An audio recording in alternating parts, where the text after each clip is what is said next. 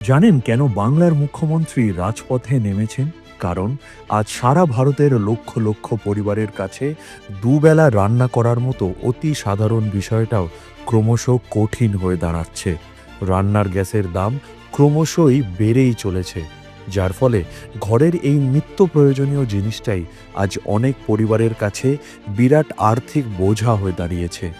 অনেক মধ্যবিত্ত পরিবারে আজ রান্নাঘরটাই এমন এক জায়গা হয়ে উঠেছে যেখানে বাজারের এই অস্বাভাবিক মূল্যবৃদ্ধির আঁচ সবচেয়ে বেশি টের পাওয়া যায়।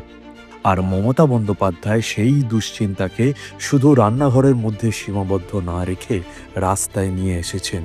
কেন্দ্রের ভ্রান্ত নীতির কারণে মূল্যবৃদ্ধির ফাঁস আজ মানুষের গলায় চেপে বসেছে, আর তাই কলকাতার রাজপথে হাজার হাজার মানুষকে সঙ্গে নিয়ে তিনি সেই অন্যায়ের প্রতিবাদ করছেন।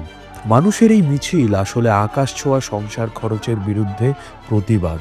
এটা আমাদের মনে করিয়ে দেয়, যখন নিত্য প্রয়োজনীয় জিনিসগুলো সাধারণ মানুষের নাগালের বাইরে চলে যায়, তখন সেটা শুধু অর্থনীতির বিষয় থাকে না, তখন সেটা হয়ে দাঁড়ায় মানুষের সম্মানের লড়াই।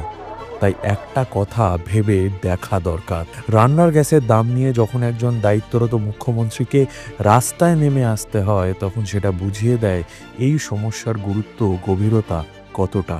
রান্নাঘর থেকে রাজপথ, আজকের বার্তা একদম স্পষ্ট। কোটি কোটি সাধারণ পরিবারের কাছে রান্নার গ্যাসের দাম এখন আর স্রেফ আলোচনার বিষয় নয়, এটা তাদের প্রতিদিনের বেঁচে থাকার লড়াই হয়ে দাঁড়িয়েছে।